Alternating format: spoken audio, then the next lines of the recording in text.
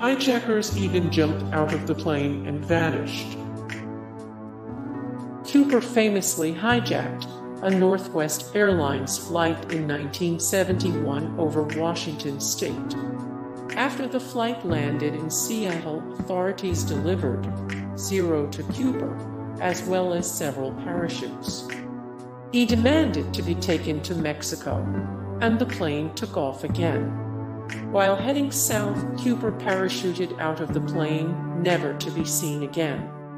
There are lots of theories about what happened to Cuba, and in 2017, authorities found what they thought was a strap from his parachute in the Pacific Northwest. Another attempt targeted the White House. Another attempt targeted the White House. The first 747 was hijacked in 1970.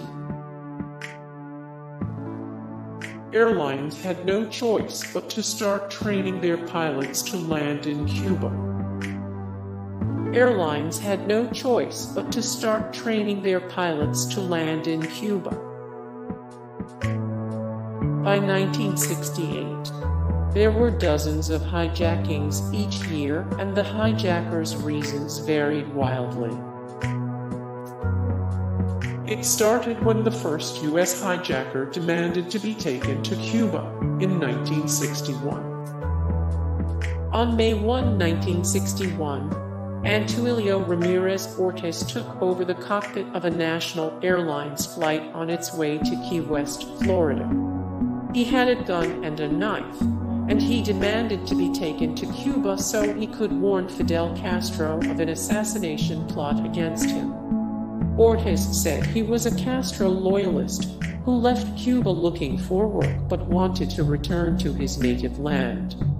When the plane arrived in Cuba, Castro returned it, the crew, and the other passengers within a day. Ortiz stayed in Cuba. 2 years later, he tried to leave again, was arrested several times, and eventually sentenced to 3 years in prison for espionage in 1965.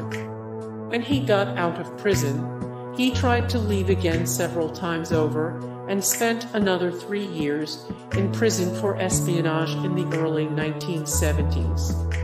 He finally left Cuba in 1975, only to be arrested upon arrival in the US for the hijacking in 1961. He spent 4 years in prison in the US. At the time of Ortiz's hijacking, the US had no official policies regarding air piracy, so he was charged with assault and transporting a stolen aircraft across state lines.